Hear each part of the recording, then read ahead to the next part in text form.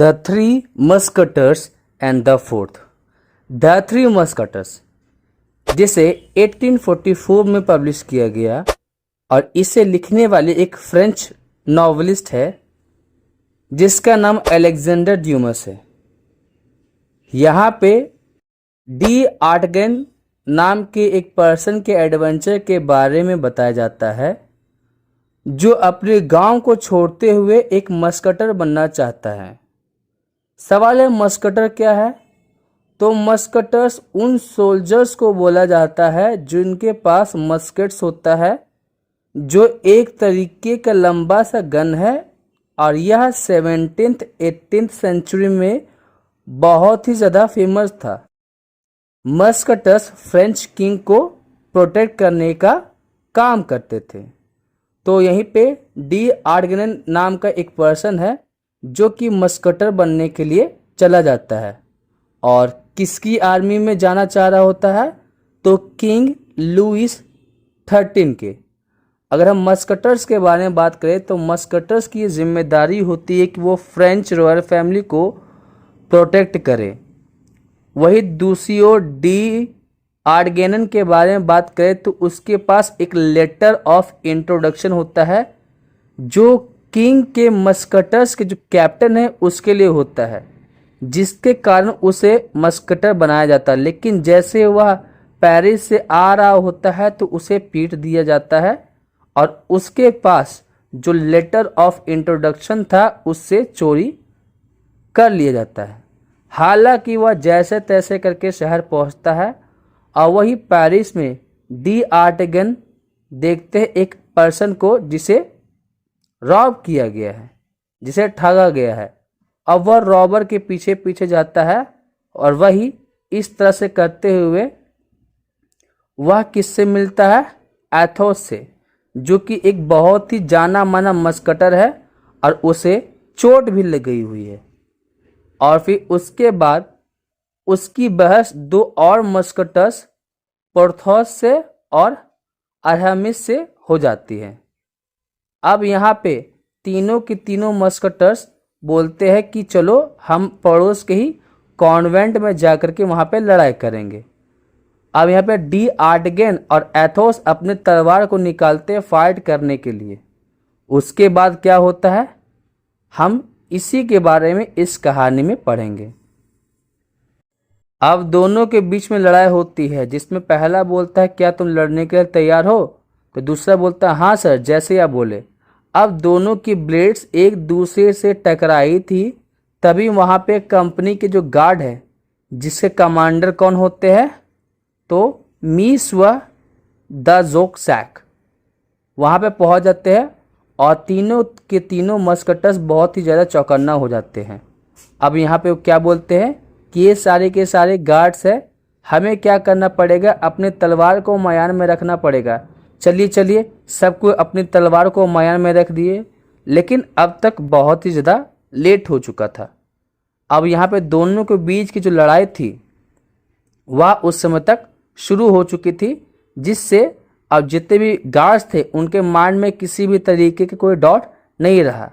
तो एक गार्ड वहाँ पे क्या बोलता है कि सुनिए, आप तीनों के तीनों मस्कटर्स आप यहाँ पे फिर से लड़ रहे हैं और आपके पास एडिक्ट्स है। एडिक्ट्स क्या होता है?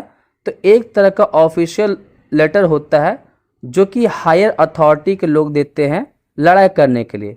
तो बोलते हैं कि क्या आपके पास एडिक्ट्स है? आपको पता है ना कि एडिक्ट्स के बिना लड़ाई करना इलीगल माना जाता है। तो एक काम कीजिए, अपने तलवार को मैदान में रखिए और मेरे पीछे पीछे आइए। वही एथोस किसके पास जाता है? पोर्थोस और अरामिस के पास। अब वह क्या बोलता है कि मैं इनके साथ, इन सोल्जर्स के साथ दोबारा नहीं जाने वाला हूँ।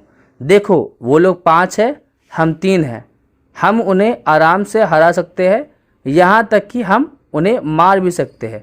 जब जुरासिक तैयार हो रहा था तो डी आर्टगेन एक क्विक डिसीजन लेता है। अब वह क्या बोलता है? जेंटलमैन, लगता है आप किसी तरीके का मिस्टेक कर रहे हैं, हम 3 नहीं हम 4 हैं। तो उस पर बोला जाता है लेकिन तुम हम में से तो नहीं हो। तो फिर वह बोलता है कि हाँ आर्टिगन बोलता है कि हाँ, मेरे पास शायद यूनिफॉर्म नहीं है, लेकिन मेरे पास लड़ने की हिम्मत है और मैं लड़ सकता हूँ। मैं भी एक मस्कटर बनना चाहता हूँ और मुझे यह महसूस हो रहा है। मॉन्सियर मॉन्सियर फ्रेंच लैंग्वेज में मिस्टर को बोला जाता है। अब तीनों के तीनों मस्कटर शुरुआत में तो थोड़ा हिचकिचा रहे थे, लेकिन वही डी आर्टिगन बहुत ही ज़्यादा यंग थे, इसलिए बोलते चलो ठीक है, लड़ने के लिए हम लोग तैयार हो जाते हैं। अब 9 के 9 लोग के बीच में लड़ाई शुरू हो जाती है। डी आर्टिगन जूसेक के पास दौड़ते हुए जाता है और उससे लड़ने लगता है और उस पे 10 बार वार कर चुका होता है और हर बार वह अपना पोजीशन चेंज कर रहा होता है। हालांकि अगर जूसेक के बारे में बात करें तो वह एक एक्सपीरियंस फाइटर था, लेकिन उसे खुद को बचाने में बहुत ही ज़्यादा दिक्कत महसूस हो रही थी, क्योंकि उसके ऊपर चारों तरफ से अटैक किया जा रहा था। तो इन दोनों के बीच का स्ट्रगल कुछ समय तक जाता है, कुछ समय तक स्ट्रगल चलता है। वही जूसेक, अब उसे बहुत ही ज़्यादा गुस्सा आ रहा था, वह अपने पेशेंस को खो रहा था। तो उसे यह लग रहा था कि मैं एक बच्चे से कैसे हार सकता हूँ। तो वह डी आर्टिगन के ऊपर जंप करता है, लेकिन वही डी आर्टिगन वहाँ से मूव कर देता है, जिसके कारण जूसेक को चोट लग जाती है। वह दूसरी ओर अगर एरामिस के बारे में बात करें तो उसने ऑलरेडी एक को मार दिया था, लेकिन उसके ऊपर दूसरा आदमी तुरंत अटैक कर देता है। तो वही पोर्थोस और बिकारा, ये दोनों गार्ड्स के बारे में बात करें तो हालांकि उन दोनों को चोट लगी थी, लेकिन वह फिर भी लड़ने के लिए तैयार थे। एथोस को कैहुजेक, जो कि एक अनदर गार्ड होता है, उसके द्वारा चोट लग चुकी थी और अब वह बहुत ही ज़्यादा पीला और कमज़ोर महसूस कर रहा होता है। तो डी आर्टिगन दौड़ता हुआ कैहुजेक के पास पहुंचता है और बोलता है, मेरे सामना करो जेंटलमैन, मेरी तरफ देखो वरना मैं तुम्हारे ऊपर पीछे से वार कर दूंगा। जिस पे कैहुजेक बोल रहा होता कि उसे मत मारो यंग फेलो, मैं इससे अपना मैटर सुलटा लूँगा। जब मैं ठीक हो जाऊँगा मैं तुमसे दोबारा लड़ूँगा और मैं तुम्हें डिसआर्म करता हूँ, मतलब मैं तुम्हारी तलवार को लेता हूँ और तुम्हें छोड़ देता हूँ, मैं तुमसे दोबारा लड़ूंगा। डी आर्टिगन कैहुजेक को डिसआर्म कर लेता है, लेकिन कैहुजेक के बारे में बात करें तो वह दौड़ता हुआ जाता और दूसरे गार्ड का तलवार को उठाता और लड़ने के लिए तैयार हो जाता है। वही अगर एथोस के बारे में बात करें तो वह भी तैयार हो चुका होता है उस लड़ने के लिए। अगर एरामिस के बारे में बात किया जाए तो उसने अपने अपोनेंट को स्वॉर्ड पॉइंट पे, मतलब तलवार की नोक पे उसे रखा था और बोला था कि हार मान लो। अब यहाँ पे सिर्फ पोर्थोस और बिकेरेट के बीच में लड़ाई हो रही होती है। तो यहाँ पे क्या होता है, पोर्थोस को एथोस, एरामिस और डी आर्टिगन ज्वाइन कर लेते हैं।